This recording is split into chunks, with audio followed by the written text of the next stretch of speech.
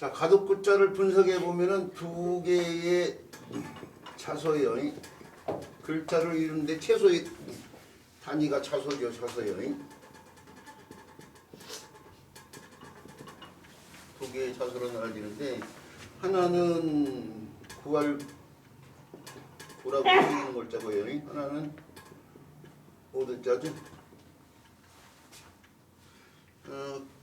두 글자 가운데 오드자는 모든 한자의 기본이 되는 부수자 아니에요? 오드자도 교육 현장에서 제대로 설명을 하지만 뭐 1시간 가지고도 부족할 만한 글자인데 이게 옷이 여기 옷이 지금 의미가 확대된 거죠. 이 글자의 본의가 뭐이죠? 우도시예요, 위도시예요? 두 개 다 들어요. 위도. 우도, 위도부터 일단 구분을 해야 되겠죠. 이거 시험에 나오는 거예요. 국어 시험에 나오는 거예요. 우시냐, 위시냐는 국어 시험에 나오는 건데 우리 선생님들한테 지난번에도 했어요. 그래서 지난번 수업을 기고신 분들은 잘 알 건데 이제 동영상을 통해서 수업 들으신 분들도요.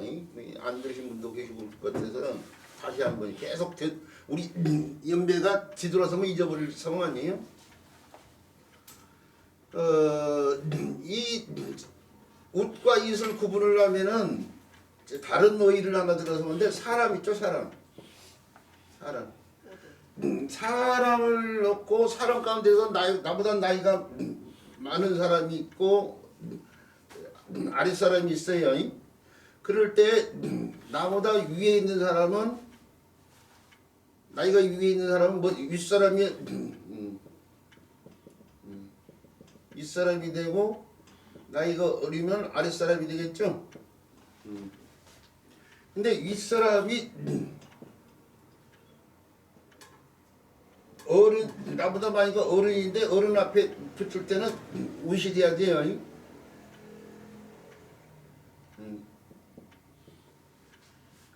근데 여기에 사람은 위와 아래가 있을 수 있는데 어른은 위만 있지 아래가 없잖아요. 그러니까 이게 반대 개념이에요. 반대 개념이 있을 때는 윗을 쓰지만 반대 개념이 없을 때는 웃을 써야 된다는 사실을 알아야 돼요. 이 어른은 무조건 위만 있지 아래가 없잖아요 지금. 그렇게 반대 개념이 없잖아요. 그럴 때는 웃을 쓴다 이거예요. 그러면 이제 옷을 놓고 보면은 아래 옷이 없는 거예요 이것은. 요것은 아래 옷이 있는 거예요 지금. 옷을 입고 있는데 상의 하의가 있는데 하의를 말하는 때에 하의의 상대가 되는 것은 윗옷이고 그 웃옷은 뭐냐 코트 종류예요. 코트 종류. 위에다 걸쳐서 아래까지 이렇게 쭉 늘리는 코트 종류를 웃옷이라고. 그래서 추운 겨울에 바깥에 나갈 때 윗옷 아래옷을 입고 추우니까 외투를 입잖아요. 그 외투는 웃옷이 되는 거죠. 그래서 바깥에 나갈 때 코트를 안 입고 나면 집안의 부모님들이 야야 옷 입고 나가라 이런 식으로 표현을 할 수 있는 거죠. 자 그러면 이제 요 글자가 우옷인지 윗옷인지 구분이 되는 상황인데 그럴 때 우옷이라고 생각하신 분, 윗옷이라고 생각하신 분, 이 글자하고도 지금 관련이 있어요. 지금 사실은 이 글자하고도 요 구할 글자하고도 관련이 있는데 아주 옛날 사람들은 옷을 갖다가 뭘로 구냐면 자연에서 구했어요. 자연에서 구했는데 그 자연의 짐승 같은 걸 잡아가지고요. 우리가 이게 구할 글자니 지금 이게요? 이 구하다 뜻인데 사람이 살아가면서 구해야 될 것이 뭐가 있어요? 여러 가지가 있겠지만 정말 당장 정말 중요한 건 사람의 삶에 있어서 중요한 세 가지가 뭐죠? 의식주예요. 의식주죠. 자 그런데 의식주를 갖다가 아주 옛날 사람들이요. 의식주를 단번에 해결하는 방법이 뭘까요? 단번에 해결할 수 있는 방법. 뭐라고 생각해요? 우리 선생님. 동물 잡아서 먹고. 그렇죠. 사냥이요, 사냥. 의식주를 단번에 해결하는 게 사냥이에요, 사냥. 사냥인데 사냥을 해서 동물을 잡으면은 살은 먹고 그다음에 털이나 가죽은 어떤 털이나 가죽은 요 집에 바닥을 깔거나 아니면 방수가 되니까 천막으로 사용할 수 있어요. 천막 덮개로. 그리고 또 옷을 만들어도 입을 수 있고. 자, 그런데 그 옷을 만들어 입는다고 할 때 그때 옷을 만들어 입을 때 그 짐승 가죽을 갖다 위에서 그냥 단순히 걸쳤어. 단순히 걸쳤기 때문에 그런 옷이라면은 위옷이요, 우옷이에요. 우옷이죠. 우옷일 수밖에 없는데 최초의 인간들이 입었던 옷은 우옷이에요. 그러다가 사람들이 옷을 끼는데 옷자락이 길게 늘었지만 행동을 때 불편하니까 옷자락이 어떻게 돼요? 짧아지겠죠? 위로 올라오겠죠? 그러면 위로 올라오면 아래가 허전한 상황이 되니까 아래 옷이 생긴 게. 그러니까 우옷이 웃다니 최초의 인간들은 우옷만 입다가 옷단이 짧아지는 순간 아래 옷이 생긴 거 아니에요? 그러면서 그 상대 옷이 위도도 생긴 거란 말이에요? 요골자의 고문자를 보면은 요골자 오두자의 고문자를 보면 각골문에 보면은 그냥 이렇게 표현된 것도 있지만 옷자락이로 이렇게 길게 내려가는 것도 있어요. 이렇게 이런 식으로. 그 이렇게 표현된 것은 뭐일까요? 우도시죠? 우도. 그러다가 이거 짧아지면서 이제 상대가 되는 아래 옷이 생기는데 그 아래 옷을 나타내는 글자가 원래는 요 글자 있잖아요. 원래는 요 글자. 항상상자 있어요. 항상상자. 이게 원래는 치마상자인데 이게 음역할자예요. 이게 음역할자로서 어디에상 숭상할 상자가 음역하면서 수원건자가 달라붙으면 옷감 걸린 데 있어요. 옷감으로 만든 치마죠. 근데 윗옷만 입고 아래옷은 안 입을 수 없잖아요. 그러니까 아래옷은 항상 착용하다 보니까 항상이란 뜻이 나오면서 이게 항상이란 뜻으로 쓰이니까 제대로 된 치마가 만들어지면서 그 제대로 된 치마를 뜻하기 위해서 무슨 자가 만들어지? 치마성자가 만들어지잖아요. 그래서 이제 여기서 분화돼 나온 글자가 이렇게 되는 거죠. 치마성자가 되는 거죠. 요 글자 갖고 있는 뜻, 요 글자가 대신하고 이것은 항상상으로만 이렇게 쓰이고 있는 거죠. 그런데 요 오두자는 각골문에 보여요. 그러니까 각골문에서 쓰이는 요 오두자는 위도도 되고 또는 짧아지면서 위도도 될 수 있는데 이 요 두 글자는 있죠. 각골문이나 근문에 없어요. 각골문에 근문에 없어요. 만약에 옷이 분리되어 있었다고 치면은 이 글자 아래 옷을 뜻하는 걸 때도 갑골문이 있었어야 될 거 아니에요. 그게 이것이 이 글자가 전체 옷이었던 거야. 그게 전체 옷이라면 무도실 수밖에 없지. 그러잖아요. 그래서 이것은 최초에는 우옷이었고 나중에는 조금 짧아져서 이옷으로 배우고 그래서 두 가지 뜻이 분명히 다 있긴 하지만은 더 근원적인 뜻은 우옷이라고 볼 수밖에 없어. 근데 이렇게 오두자 하나를 놓고도 디테일하게 이게 문화적인 배경을 이해를 해야만 이게 설명이 되는 부분이란 말이에요. 이런 것까지도 우리 선생님들 기억을 해서 현장에서 설명한 게 좋겠다는 생각이 들고 그 다음에 구할구자 설명을 하는데 구할구자가 조금 전에 설명했다시피요. 사람이 살면서 반드시 중요한 것이 세 가지가 바로 의식주고 그 의식주를 단번에 해결하는 것이 사냥해가지고 동물을 잡는 거라고 있죠. 자, 그 동물을 잡아가지고 그 동물로 가죽옷을 입었는데 그 가죽옷이 사실은 갓옷이요, 갓옷. 여기에 가시라는 말이 사실은 헌민전 창제 당시에는 가시였어요. 치읓자 갓. 그러다가 가수로 바뀌었는데 그것이 다시 가죽으로 이렇게 해서 오늘날 가죽으로 쓰고 있는데 이게 갓 신을 때 쓰는 갓 아니에요 지금? 갓 받칠 때 쓰는 갓자? 바로 사냥을 통해서 얻은 가죽으로 지금 만든 옷과 관련이 됐어요 이게 지금. 그런데 보세요. 사람이 옷이라는 것도 있죠. 추울 때 입는 옷과 따뜻할 때 입는 옷은 구분이 될 수 있어요. 따뜻할 때면은 여름이고 추울 때면은 겨울인데 극단적으로 치면요. 옛날 문명이 발달되지 않는 데는 입는 것도 열악한 상황이란 말이에요. 그러니까 여름에는 가벼운 옷을 입어야 되는데 안 입어도 살 수 있어. 겨울에는 안 입을 수가 없어. 그러니까 더 구하고 싶은 거 두 개 중에 뭐이냐 이거예요. 겨울에 입는 옷이겠죠? 겨울에 입는 옷은 바로 가죽으로 만든단 말이에요. 가죽. 그걸 구하는 거예요 지금. 그래서 이 가죽옷 관련된 뜻이 이 글자가 가옷이었어요. 그리고 이 글자 자체가 가옷을 만들려면 짐승 가죽이 있어야 되는데 그 짐승이 이제 우리가 알고 있는 오늘날 가죽옷으로 유명한 게 뭐 밍크 코트 같은 거 있잖아요. 여우 코트 뭐 이런 것들이요. 양으로 만들고도 그러지만 밍크 같은 거 이렇게 잡아보면 어떻게 돼요? 이렇게 잡아보면은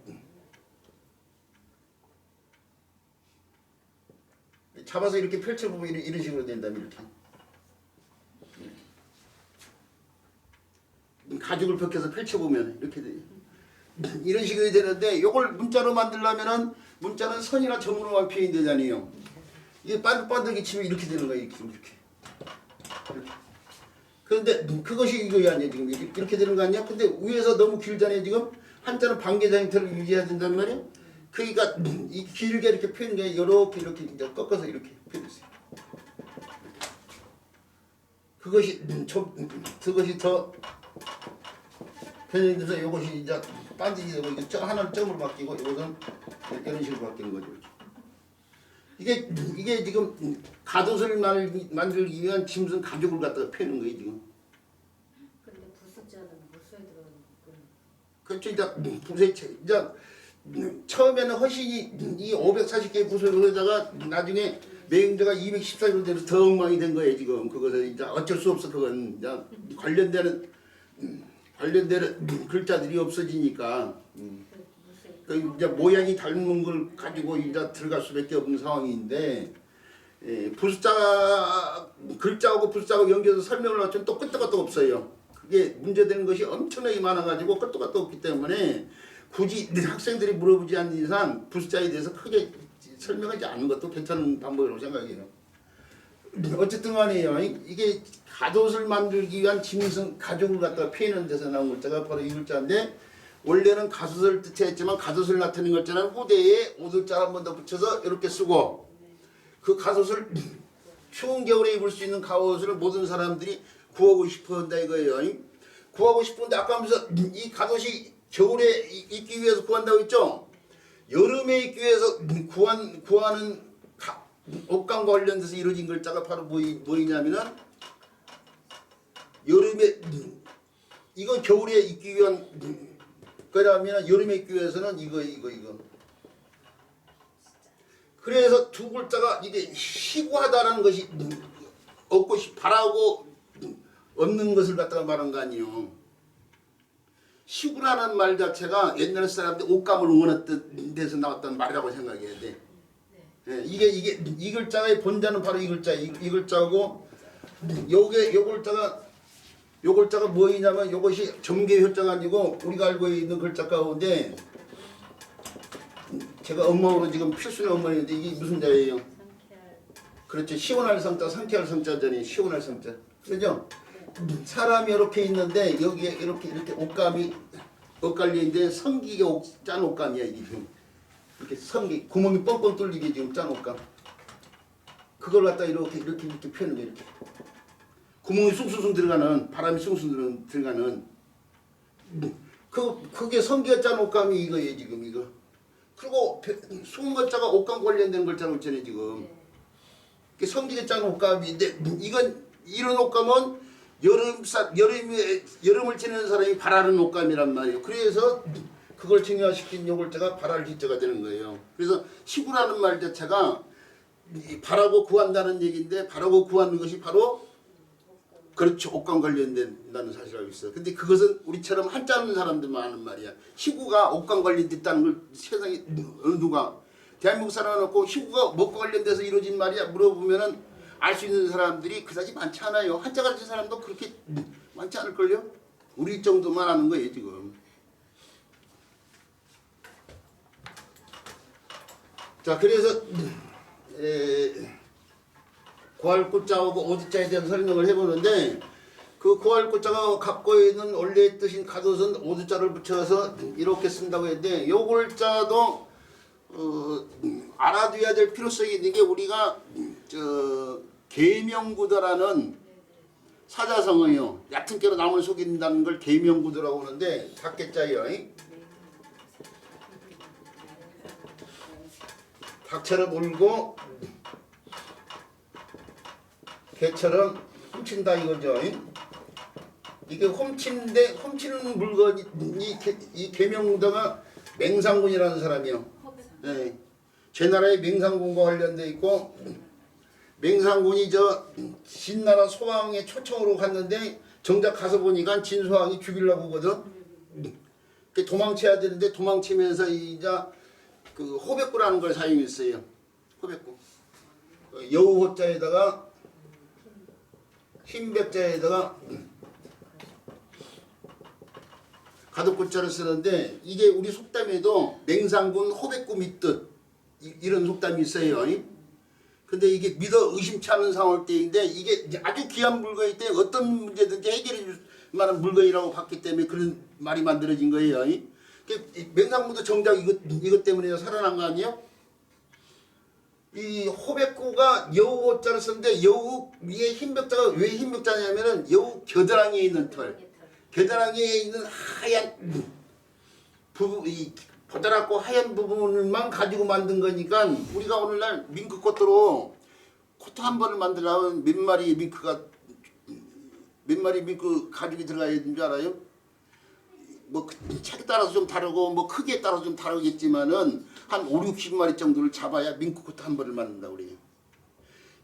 가죽이라는 게 생명이 담겨 있었던 것이란 말이에요. 그게 하나의 생명이야. 그냥 밍크 코트 한 벌이 5, 60마리의 생명을 죽여서 만든 거라고.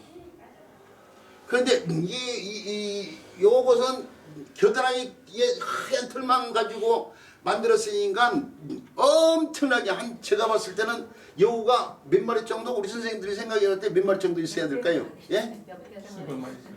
700마리요? 그래요. 아니 정답은 없어. 그냥 물어본 거야. 제가 생각했을 때 500마리 이상 들어갈 거라 싶은 생각이 드네.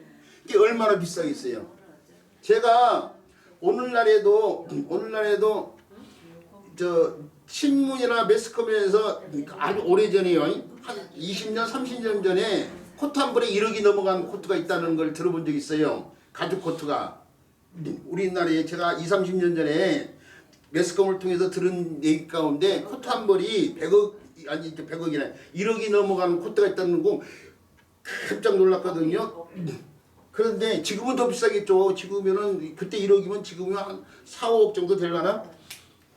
네, 그렇게 비싼 옥이니까 그래서 맹상군 호백구 뜻이라는 말에 호백구로도 들어가고 그런데 거기에 쓰이는 글자가 바로 이 글자라고요. 자, 그래서 이참에 우리 선생님들이 가덕고자에 대해서 알아둬야 하는데 가덕고자를 알아둬야 될 이유가 요 글자를 제대로 설명하기 위해서는 반드시 알아둬야 될 글자인 거예요. 근데 이걸 앞에서 한번 하긴 했어요.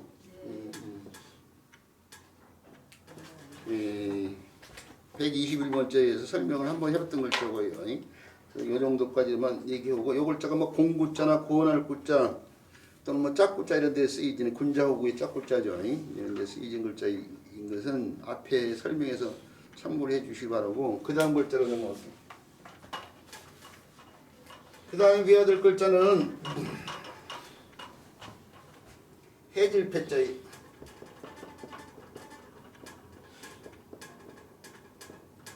옷감이 해진 걸 갖다 말한 거죠.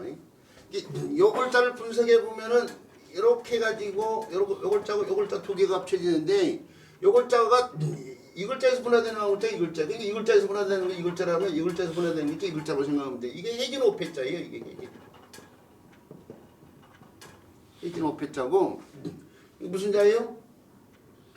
명칭 정확히 알아야 되죠. 뭐라고 해야 돼요? 등글얼문. 그렇죠. 등글얼문이요.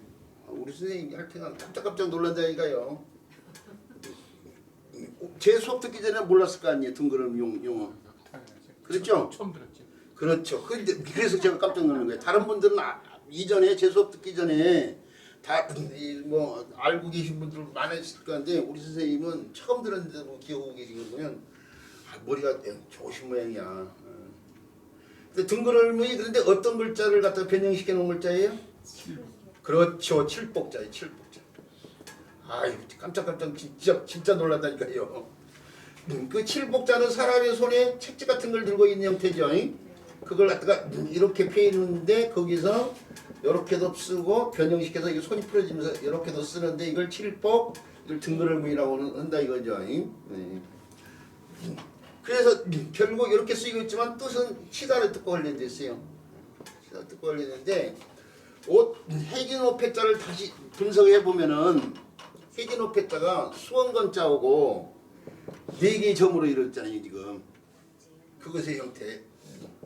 이거 문자가 아니고 하나의 부호라고 생각하셔야겠죠. 자, 수원건자가 달라붙으면은 부숫자 공부 제대로 하신 분들 옷감 방직물 관련돼 있어요. 방직물. 그래서 실질적으로 배포자라든지 비단백자 이렇게 쓰이잖아요. 그리고 방직물 관련이 되는데 방직물 말하는 실질적인 물건이 옷감으로 가는 게 옷이잖아요. 옷.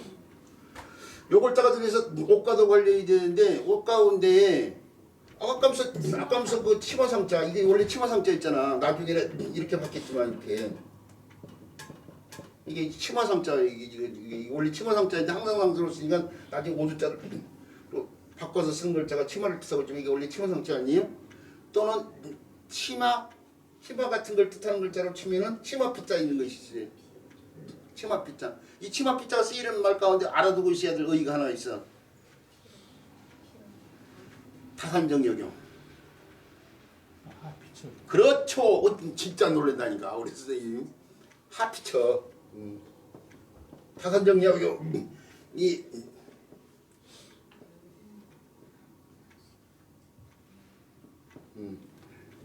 노을하자.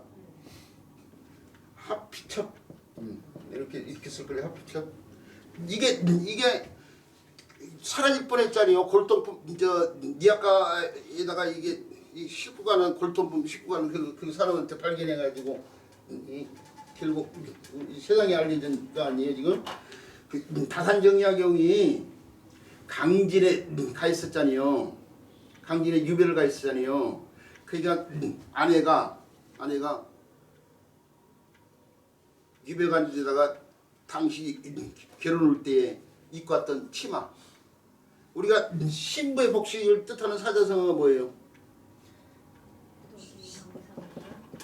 그렇죠. 노기홍상이잖아.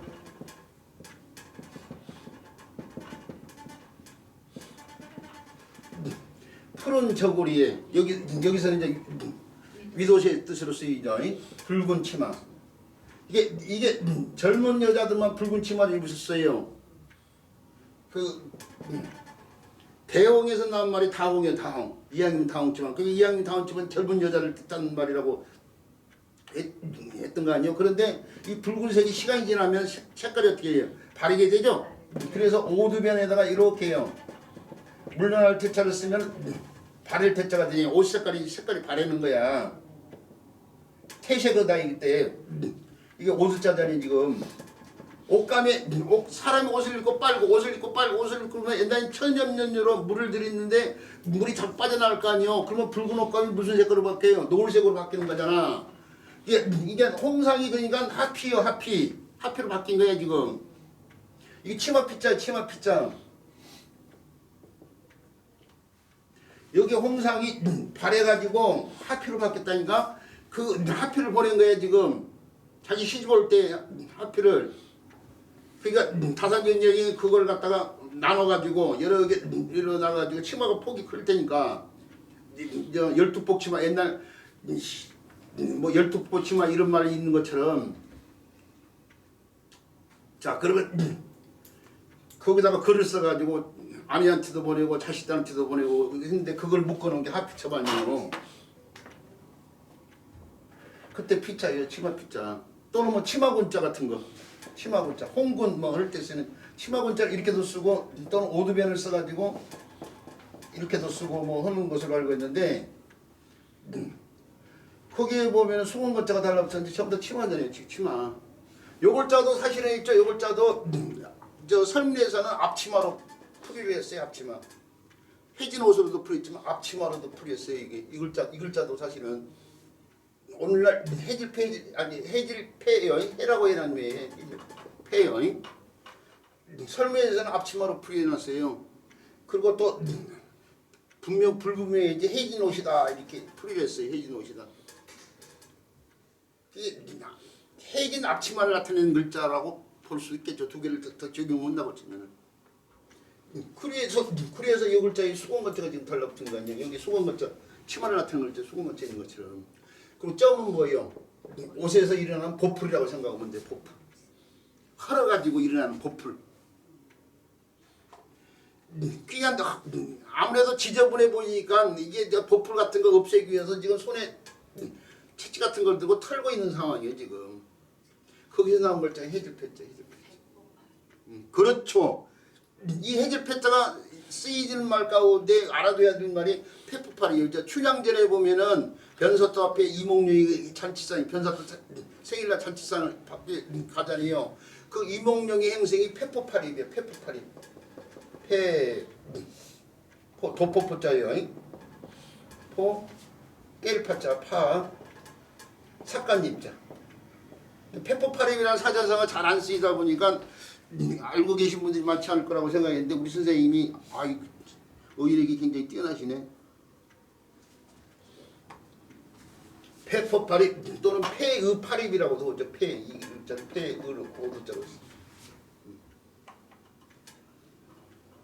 그런데 책에 따라서 있죠. 이 해질패자를 요골자를 대신에 요골자를 쓴 사람도 있어요. 이렇게도 써야 돼서 이렇게요. 이렇게 요골자로 바꿔 쓰기도 해요. 이것도 오늘날 해질패자인데 요골자의 뜻을 이 글자가 대신해 가지고 이렇게인데 이 글자는 사실은 있죠. 와변된 글자야. 이 글자의 정자는 사실은 이렇게요. 요 해질패자를 이렇게 쓴 상태에서 개견자가 붙어야 돼. 개가 지쳐가지고 넘어져서 죽는다는 뜻의 글자예요 이게요.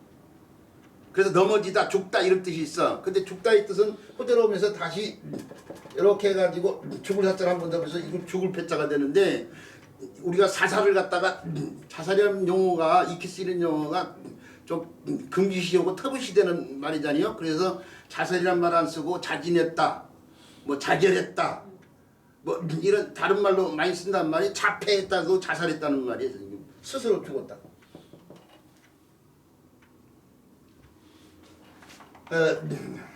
글때 쓰일 패자인데 어쨌든 간에 요렇게 써야 될 글자인데 호들어면서 있죠. 와변이 됐다고 했어요. 이거 지금 요 글자가 와변이 됐다고 했잖아요. 요 글자가 개견자가 달라붙고 개가 넘어져서 죽다는 뜻의 글자라고 했는데 이게 복잡해 글자가 복잡하잖아요. 점도 있고 이렇게요. 이렇게 잘못 쓰였어 이렇게. 점이 빠진 상태로 잘못 썼는데 한자에서는 또 두 손이요. 두 손을 합쳐서 이렇게 써야 될 글자가 큰 대자처럼 쓰이기도 해. 그러니까 소고자 이런 글자들을 보면은 이게 상관 오지을 때 쓰이는 소고자 보면 이게 큰 대자로 쓰고 이게 두 손이거든 원래 두 손. 이 큰 대자로 썼지만 이게 두 손이 이렇게 합쳐진 거예요. 근데 그게 제대로 적용이 되면 손바닥을 꽁이 돼야지. 그러잖아요?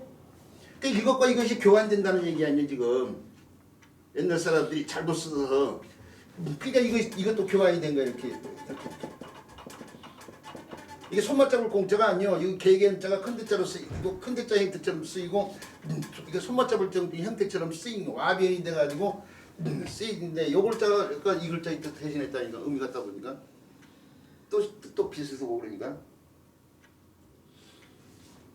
그래서 패자를 해질 패자를 오늘날 요글자를 안 쓰고 요글자를 쓰기도 한다 이거예요. 근데 정확히 쓰려면 사실 이렇게 쓰는 게 맞는데 사람들이 정확히 글자를 배워놓지 않으니까 요글자보다 이 글자를 더 많이 쓰는 경향이 있어요.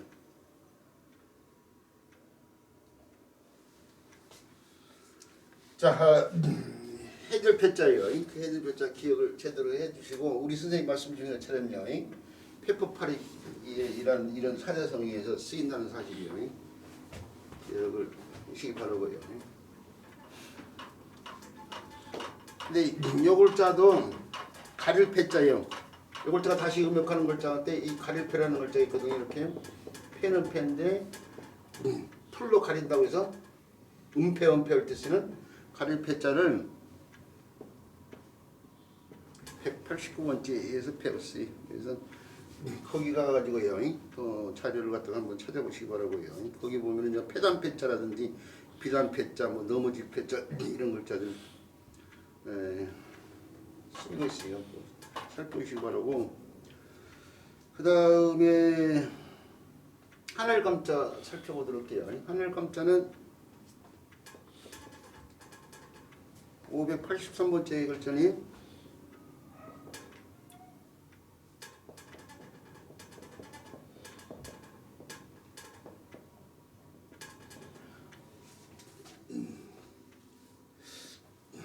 요 글자가 어디 있을까 싶죠? 어디일까 싶은데 뜻을 보면 하나다 이 뜻이 하나다. 하나. 우리 하나의 뜻으로 쓰임이 많은 글자가 뭐예요? 한많은 이 세상을 때 쓰는 하나는 한자죠. 하나는 한자. 그 하나는 한자에 하나리 여기에 쓰이면은 이 글자의 의미가 어떤 의미인지 이제 이해할 거예요. 원망한다 그런 의미가 포함되어 있는 말이죠. 우리가 교육 현장에서 제가 중요시하고 우리 선생님들한테 늘상 강조하는 게 한자보다 더 중요한 게 한자어라고 제가 얘기하거든요. 우리가 한자를 배워야 될 이유가 대한민국 사람들이 한자를 배워야 될 이유가 대한민국 우리나라 말이 뭐예요? 국어. 한글은 우리 고유의 문자고 우리나라 말 전체적으로 국어예요, 국어.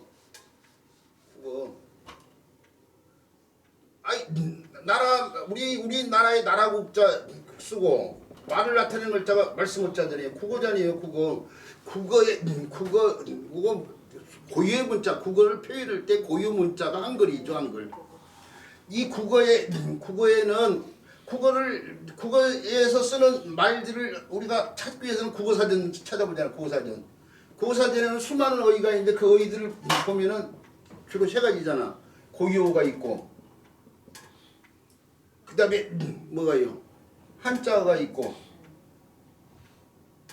그 다음에 외래어가 있고, 거기다 하나 더 추가시키면 혼종어가 있죠. 혼종어. 하나 더 추가시키면 혼종어. 고유어 같은 경우는 신압으로 뭐 이런 말들이요. 신압으로 이런 말들이고 한자 같은 경우는 대한민국이란 말 자체가 한자어잖아요. 외래어 같으면 아이스크림 이런 것들이에요. 혼종어는 뭐냐면은 핵노잼이라는 말이 아주 미묘한데 핵은 한자어고 노는 영어고 재미는 이것도 타져보면 한자어구나. 이것도 재미가 잠에서 나온 말이니까. 근데 어쨌든 간에 뭐 깡통 뭐 이런 말들이요. 캔과 통이 합쳐진 말이고 깡패, 깽오고 한자가 패가 합쳐진 말이고 패거리 할 때 쓴 패자 이런 것들이 혼종어예요. 그런데 이 혼종어에는 조금 전에 깡패할 때 쓰는 패가 무리를 뜻하는 패라니까요. 그 다음에 깡통할 때 쓰는 통도 어떻게 돼요? 통통자잖아요 지금. 저 한자가 포함됐죠. 이것도 한자가 관련이 되는 거예요 지금. 핵노잼의 핵자도 한자잖아. 핵폭탄을 때 쓰는 핵자. 그러니까 혼종어도 대부분이 한자하고 관련이 있어. 그러니까 이 두 개가 어떻게 돼요? 한자를 알아야 제대로 의미 개념 파악이 되는 상황이야. 근데 그것이 통계를 내보면 한 70%가 돼. 70%.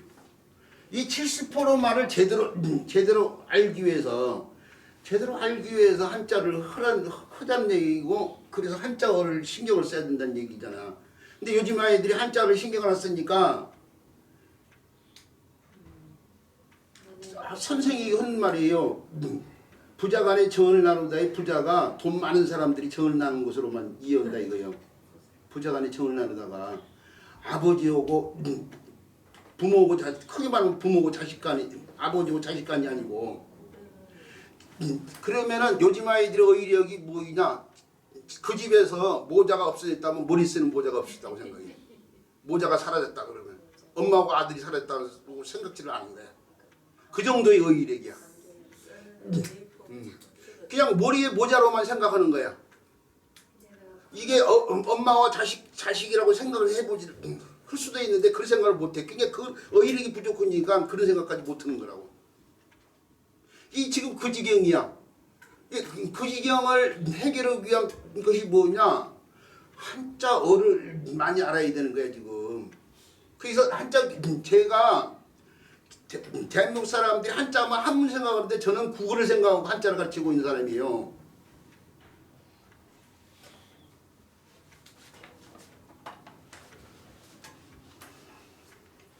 한문 사람들은 왜 이래 한자를 부속품으로만 생각할 뿐이에요.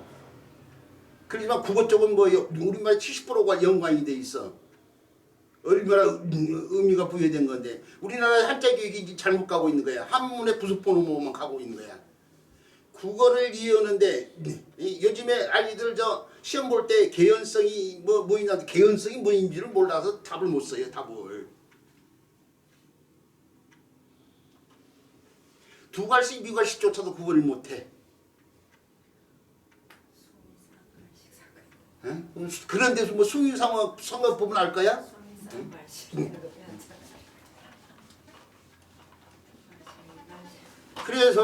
그래서 한자 교육에 우리 그 얘기 때문에 지금 나온 얘기인데 한자 하는 사람들은 한자의 신경을 많이 써야 돼요. 더더군다나 쓰임 많지 않은 이런 글자들은 있죠. 이런 글자들이 쓰여지는 말이 거의 많지가 않아요. 이 글자 따져보면요 한 두 개 정도 익히 쓰이는 말 3개 정도 있어. 3개. 그럼 3개를 알고 있어야 돼. 그 3개가 뭐냐 이거야. 나 너한테 유감 있어. 그 유감 있을 때 유감을 갖다가 있을 자다 감정의 감자로 생각해. 느낄 감. 이 감자가 아니야. 바로 이 감이야. 이 감. 하라는 것이 있다 이거예요. 원망하는 것이 있다 이거예요. 또 뭐가 있을까요? 유감. 아니 또 제가 금방 머릿속에서 세계를 생각해놓고 또 이 얘기를 하고 있으니까 까먹었어. 나 너한테 사감이 있어. 사적으로 개인적으로 하나는 부분이 있다 이거예요. 사감.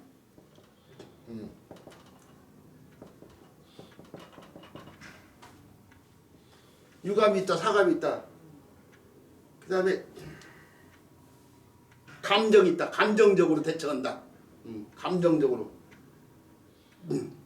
하나는 며칠 전에 축구 보니까 우즈베키스탄 애들이 우리나라 애들을 막 주워 차더만 그 감정적으로 한 거야. 어? 그 감정적인 감자가 바로 이 글자예요. 감정적.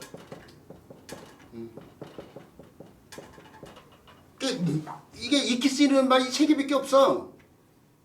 그러면은 그 3개를 알고 있어야 돼. 가르치는 사람이라면. 뭐 의의력이 더 풍부한 사람은 더 많은 의의를 하겠지만 제가 늘상 얘기한 게 익히 쓰이는 말, 익히 쓰이는 한자. 익히 쓰이는 말이 아닌 걸 막 주절주절하면 그 시간 낭비지. 익히 쓰이지 않는 한자 가지고 어쩌고저쩌고 하면 그것도 시간 낭비지. 그 학습 대상자들한테 도움이 가는 내용을 삼아서 그 한도 내에서 교육을 해줘야 될 거 아니에요? 자, 그런데 그 하나를 감자가 분석을 해보면은 신방변이야. 신방변은 마음심자가 바뀐 글자죠. 마음심자는 심장모에서 나온 글자고요. 그걸 다이어트 시켜서 이루어진 글자가 신방변이라고 했고요. 그 다음에 이 글자는 느낄 감자죠. 느낄 감자. 느낄 감자는 다시 2개의 자수로 나오는데 다함자하고 또 여기도 마음심자가 달라붙었네요. 자, 이게 다함이라는 글자죠. 다함이라는 글자가 이거 마음심자예요. 내리야 마음심자인데 다함이라는 글자는 다시 분석을 해보면은 2개의 자수로 나눠져요. 자, 그 두 개 자소가 뭐예요? 수업을 저만 하는 게 아니고 우리 선생님들 같이 해자니까요. 11째 지지술자 하고 입구자.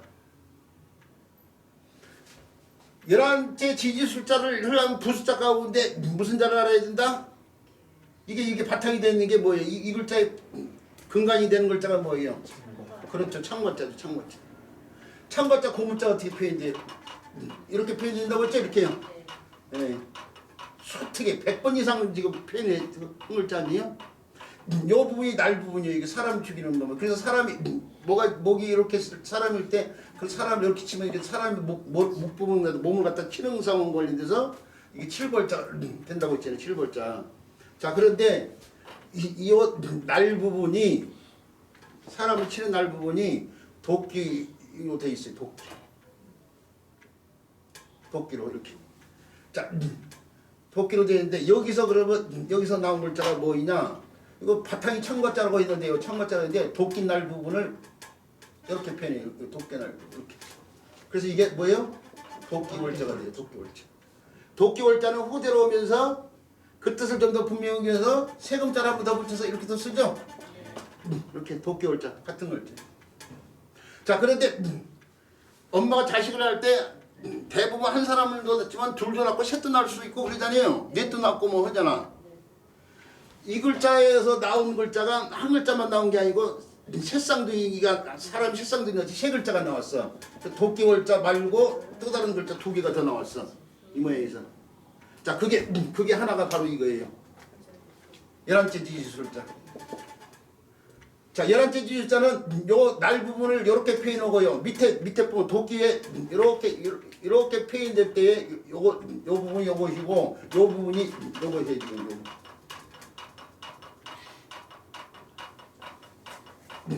도끼를 달리 표현하는 거예요 지금. 근데 또 한 글자가 나오죠. 그냥 요 부분만 이렇게 표현하는 글자 이렇게 다섯째 청간문자. 다섯째 청간문자. 오늘날은 그런 일이 없겠지만 옛날 보릿고개에 있는 시절에는 가난한 집에서 셋쌍둥이가 나오면은 셋쌍둥이가 다 굶어 죽게 생겼어. 그러면 방법은 다른 거 없어. 그 중에 하나만 키우고 둘은 양자 보내는 거야. 그 패턴이야 지금. 아들이 양자를 갔어. 갔는데 간지자 집으로 갔는데 근데 천간호고 지지집으로 갔어. 천간호고 지지집으로 갔는데 제가 얘기잖아요. 이유기적으로 천간집에 갔더니 이게 형이 벌써 4명이나 있어. 그래서 이게 5째가 되는 거예요. 이게 5째. 자기가 양자를 갔더니 형이 벌써 4명이나 있어. 나보다 나이 많은 사람이 형제가. 그 5째가 되는데 그래서 5 천간 집에 가서 천간이 되는데 그 집에서 이름을 붙였는데 무라고 붙인 거야. 갑을 병정 무할 때 쓰는 무. 요거 지지집으로 갔어. 근데 이 집에는 형제들이 더 많아. 10명이나 있어. 그래서 야는 11째가 된 거야. 11째. 지지집으로 갔으니까 11째 지지고 그 집에서 달아놓은 이름이 술이야. 술. 그래서 11째 지지술이야. 자, 그래서 운명이 서로 달라졌는데 그래도 야들의 피는 뭐예요? 유전자는 서로 아주 밀접한 유기적인 관계를 맺고 있는 거죠. 그래서 이게 셋쌍둥이 글자인데 어떻게 쓰였든 이렇게 쓰이든 이게 도끼가 달린 창이에요. 지금 도끼가 달린 창. 비록 11째 지술이지만 도끼가 달린 창에서 나온 글자라고. 이게 예. 수자리 숫자는. 예? 맨날 해도 또 수다리 숫자는 네. 창 앞에 사람이 이렇게 서 있는 형태야. 네네네. 그래서 이게 사람 인자로 써줘야 되는데 오늘 끼워서 이렇게 쓰고 있는 거야 지금. 아니 왜 박사가 그거 깜빡했죠? 네네. 추석 때 추석 때 너무 무리했나?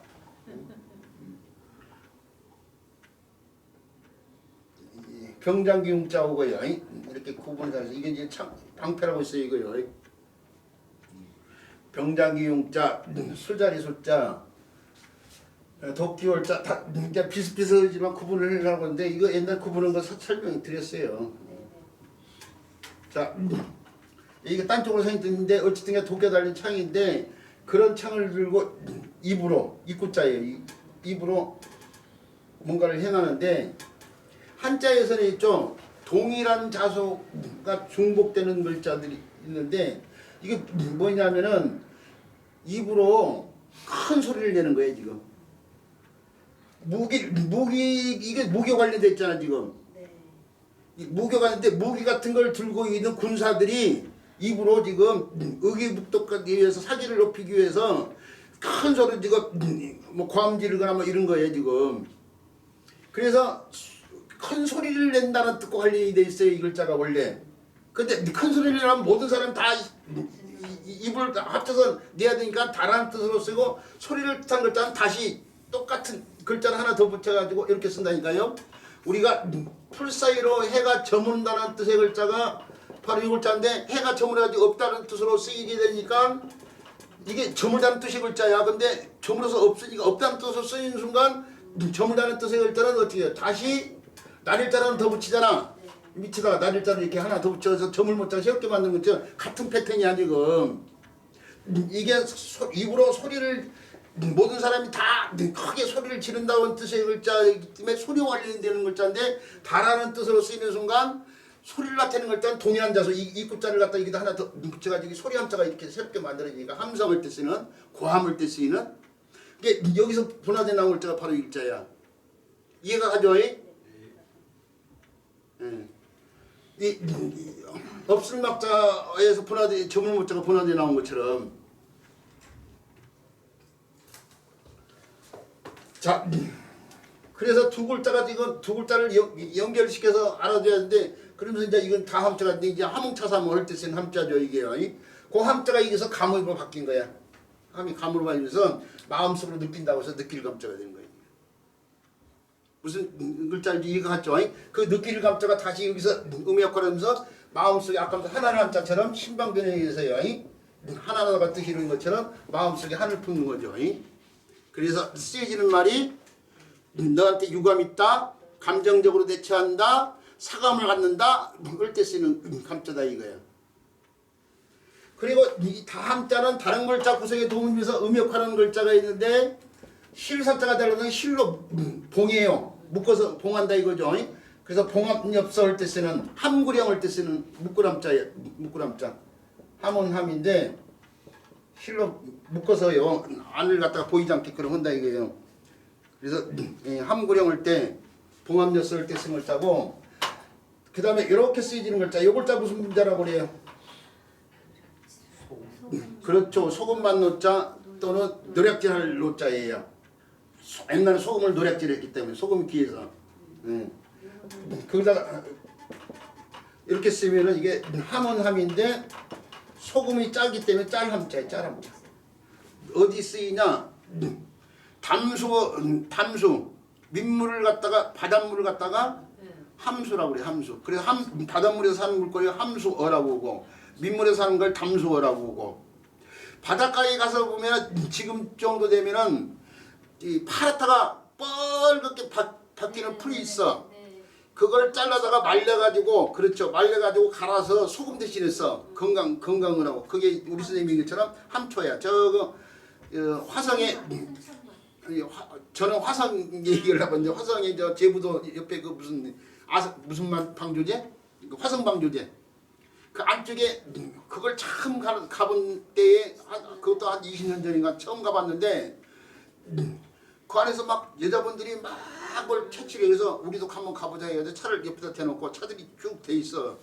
가서 뭐 드세요? 그랬더니 이게 함초라는 건데 말려서 갈아서 소금 대신에 쓰는 거라고. 그걸 갈아서 건강식으로도 먹는 거라고. 그래서 그 우리도 몇 개를 좀 한움큼 잘라서 왔는데 무슨 일이든 부지런해야 돼.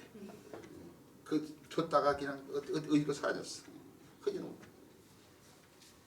근데 함초가 그래서 이거 저도 이 글자를 보면 함초가 생각나요. 자, 그 글자고요. 그 다음에 감에 이 글자에서 느낄 감자로 써있지만 감으로 쓰인 글자인데 물이라는 게 이렇게 떠놓고 오랫동안 두면 어떻게 돼요? 점점 없어져요. 그러니까 감소하다 할 때 쓰는 덜 감자 같은 것이 바로 물을 집어가지고요. 감소하다 할 때 쓰는 글자죠. 체감하다 뭐 할 때 쓰는 글자. 수학 체감의 법칙 뭐 이럴 때요. 이때 쓰는 감자고. 그 다음에 감의 뜻이 아니라 잠의 뜻으로 쓰이는 글자 참. 그게 맞았다고 생각했네 참. 이렇게 쓰면 잠은 참 감이 잠은 없는데 바늘 잠자인데 잠은 경계의 말들. 옛날 사람들이 이 바늘을 어디서 썼냐면 대나무로 만들었잖아. 공무원 사람들이 글 공부하는 사람들이 글 공부보다 밤에 잠이 오면 자기 무릎 같은 데를 대나무 바늘로 이렇게 콕 찔러 가지고 잠을 깨고 헌간한 말이에요. 그래서 자극을 주는데 자극이 되는 말, 경계가 되는 말 이를 갖다가 잠언이라고 해요. 그걸 또 기르공 책을 잠언록이라고 하고. 그 다음에 이렇게 세금자를 써가지고 이렇게 쓰면은 참, 침까지 와요. 침. 그러면서 새로 만든 이게 바늘이에요. 이것도 새로 만든 바늘인데 우리가 바늘 침자를 이렇게 해가지고 이렇게도 쓰잖아요. 이렇게요. 그러죠. 이것도 바늘 침자야. 그래서 서로 통용이 되는데 사실 구분을 하고 치면은 의료용의 바늘 있잖아요. 수기침을 때 쓰는 침자 이게. 이것은 뾰족한 물건, 뭐 피레침이라든지 시계침일 때 쓰이는 글자고, 요 글자는 의료용의 바늘이라니까요. 의료 침술일 때 쓰는 침자. 요 글자가 생각이 안 나면 요 글자로 써도 틀게 하지는 않겠지만은 이게 구분이 돼야 되는 거예요. 똑같은 글자로 통용이 되고 있지만 이것은 어떤 물체에서 뾰족한 것을 뜻할 때는 요 글자를 쓰지만 요 글자는 의료용으로 쓰이는 데만 사용된다는 사실을 알고 있습니다. 자, 이렇게 해서요. 하늘 감자에 대한 설명을 마치는데요. 쉬는 시간 갖고 난 다음에요. 이어지는 글자 살펴보도록 하겠습니다. 교수님 유감이 있다고 할 때 유자도 이슬유보다 이슬- 오히려 나무 유자로 느낌이 있다 그거예요. 그러니까